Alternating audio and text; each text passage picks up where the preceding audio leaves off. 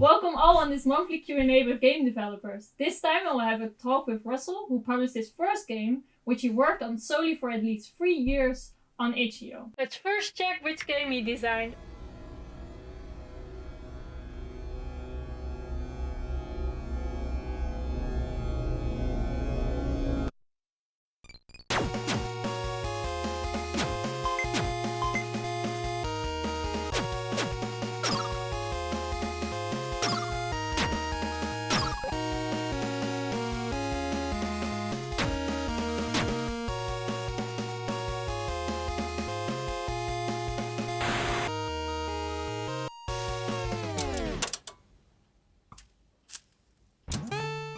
Hi Russell. Hello. Okay, so what was your inspiration for making this game? I was thinking, hey, I like Zelda 1. There are a few things I would like to change about it. Let's see what happens if I try to do that. Okay, that makes sense why it feels so Zelda-like. Yeah, it's mostly just taking the Zelda 1 formula and expanding upon it. Okay, it's a kind of what Stardew Valley did with Harvest Moon. I guess you could say that, yeah. So do you think your game is a kind of a fan-based game? I guess you could consider it that, but I would like to say it's my own standalone thing, since it doesn't really have anything that's directly connecting it to any of the Zelda franchise. Definitely, it did take most of its inspiration from there. I've always liked the older games, the 2D style, and I wanted to make my own because it's such a defining game in terms of video game history. And on top of that, I felt like I could build upon what was already there. I totally agree on that, because when I was playing it was like it felt really like Zelda. So I just really wonder, how do you think your game is different? Most of the changes are purely mechanical. The story is definitely something that akin to Zelda, but some of the new mechanics I've included are like a separate arrow and potion counter, and a third equipable slot where you can equip items that will give you passive effects. How many different objects do you have to collect? I'd say that there's about like 35 to 40 unique items. Are they balanced? Like if you use fire, is it as strong as if you use ice? Balancing all those items was kind of hard, especially since all of them have completely different uses. Spell tomes are probably some of the more unbalanced between them, because the Flame Tome and Thunder Tome are just not as good as the Freeze Tome, which it just immobilizes enemies, so you can just go up and wail on them for a little bit. Yeah, I feel like your inventory is really limited. Was that on purpose? Well, it's mostly because the base inventory space in the game is incredibly limiting. Like, you only have 8 slots. Or is it because of your game? It's because of the way I designed it. I didn't design it like a typical Zelda game. When you collect an item, you can just access it at any time. You can just carry everything at once. It doesn't matter. And I thought it would be more interesting to sort of have, I guess, an element of inventory management, like what items will you take to the next dungeon and stuff like that. Although that's kind of why I didn't exactly make it so that too many things required items to get across, and they're pretty much like locked off to secrets. You could still go anywhere with any items, but of course, if you want to do certain things, you'll have to have certain things. But next to that, you are also changing other mechanics. It does make it unique to have this very, very, very open-ended, like very non-linear sort of Zelda-like game, because as far as I know, there hasn't really been a game in the series like that since the first that has just let you pretty much approach most dungeons without some kind of prerequisite. But after going through and making every dungeon and all this, I can honestly understand why, because it takes a lot of effort to balance these things. Yeah, well, how did you balance it? Like, did you not getting immediately killed when you're going to an area that is maybe harder? I will be honest, I could have balanced things in the overworld a little bit better. I'll admit I hadn't really considered it. So how did you manage playtesting when working on your own? I actually have a bunch of friends who weren't exactly working with me, but I've been talking with and hanging out with for a long time, that got really interested in my project. So I decided to just give them in-depth copies of it, have them report bugs back to me, and that's just how playtesting went. I just kept it around my inner circle. So this game feels like a very big game, and you worked on so long. Do you feel your scope was too big for this game? Absolutely. Scope creep has been a huge issue throughout the entire development cycle. So why didn't you collaborate with others? For the most part, I did work alone. I was already covering gameplay and visuals, but I actually did work with a couple friends, mainly for getting the OST together, gathering some ideas, and occasionally some help with the art or other assets.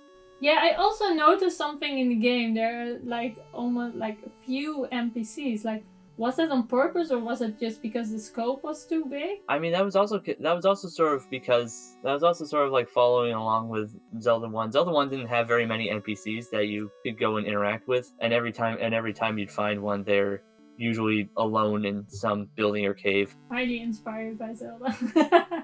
Yeah, no, there's a lot of Zelda. There's a lot of Zelda. I like a lot of the Zelda games. It's definitely one of my favorite It's definitely one of my favorite series of games. It's got a lot of good games in it.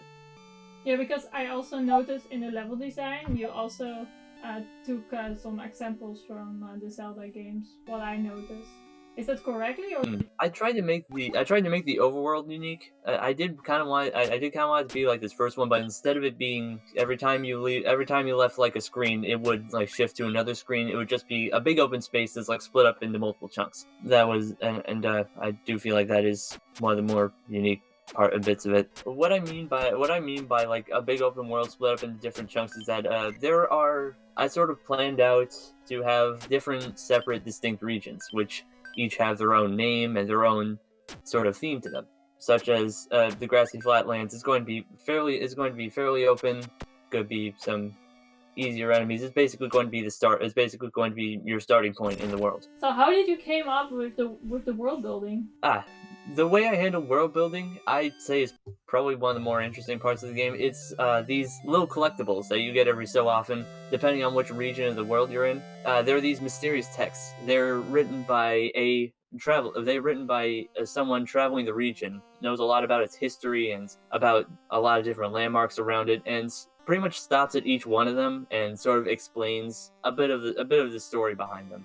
Do you feel that all the different kind of bosses, do you feel that they have a kind of represent their character, like the mechanics combined with the monsters? Some of them do line up, Some of them do sort of line up with their personalities, such as the rogue archers in the crater fields. They'll attack you from a distance, but as soon as you get close, they'll try their best to get out of there. And as well as like the pig enemies, the porcos, they're very territorial. If they see you, they'll start charging at you. As for the bosses, I didn't exactly follow this rule too much. I just went along with, except for maybe one of them. Probably the one that follows this sort of rule closest is the Pergemi statue.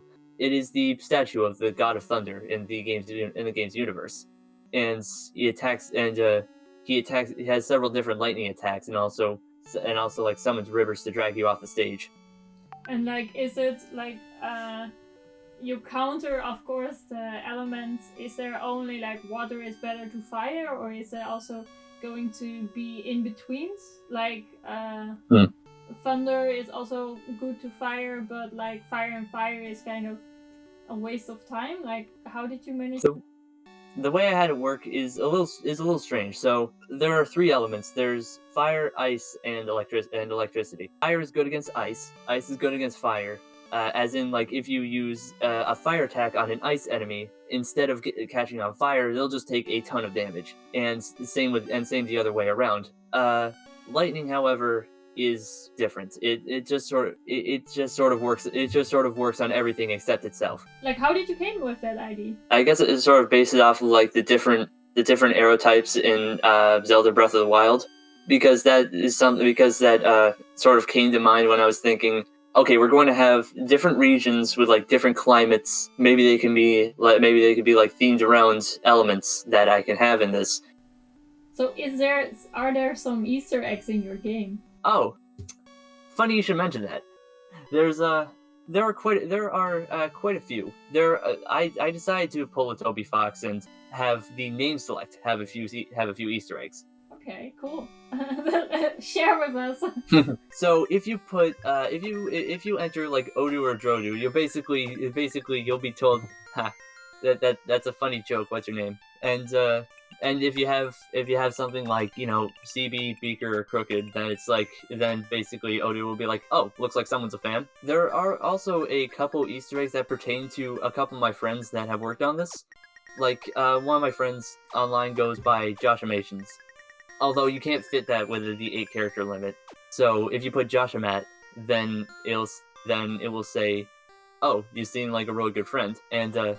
That's cute. That's a nice. there's also another one for another friend who helped me out with stuff. So if you put RD Nick F, then he'll just say, hey, shouldn't you be on a balcony somewhere? Because his logo at the time was like a character from a game he was working on standing on a balcony. Oh, wow, this is.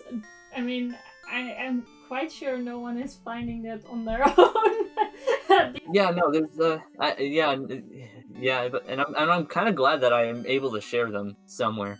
Also, in the middle of the lake, there is an island with pretty much nothing on it but a bush, right? Under that bush is where pretty much all the rest of the Easter eggs are. In this little place I decided to call the Cave of Secrets. And depending on how many rune fragments you have, by the time you enter it, you'll encounter a different character. Although, if you have beaten the game and you go back to it, then you can just pretty much exit and enter it again, and you can cycle through all 3 of them. Because finding all 3 of them is actually criteria for 100% completing the game. How did you stay focused when working so long on a game? I can't say it wasn't hard. Eventually, while I was working on it, other ideas started entering my head for other games, and I had to do my best to set them aside. But I was very passionate about this project, and I feel like it helped a lot. So did you already have past experiences with making games?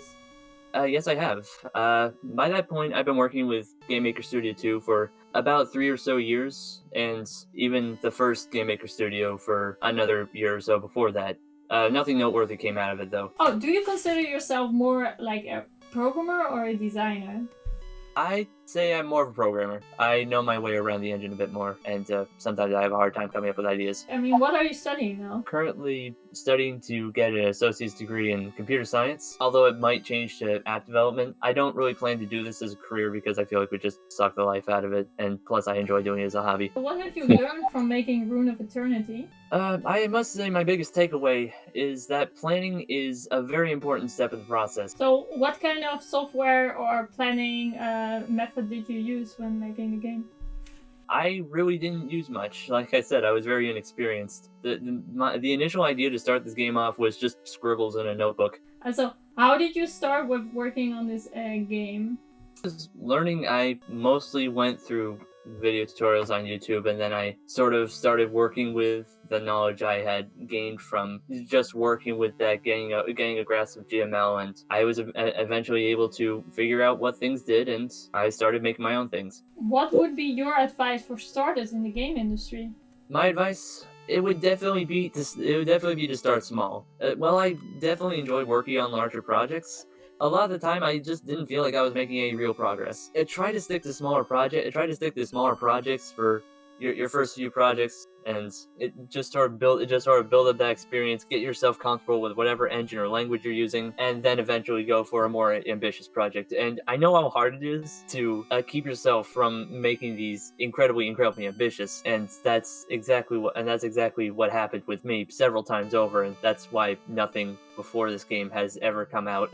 Yeah, do you have something some advice to end this conversation? I guess plan out your games before you start going into them, because jumping into it may seem very fun, and for the most part it is. Like, if it's like a smaller project, then go right ahead, it doesn't matter. But if you're going for a larger scale project, because you have to consider you're going to be working on this for a long time, you have to make sure that you can continue working on it throughout all of that. That's very good advice. I mean, planning is like the base of everything. Well, the people can find your game on Itch.io, Rune of Eternity, and thank you very much for your talk. Thanks for having me. Bye-bye.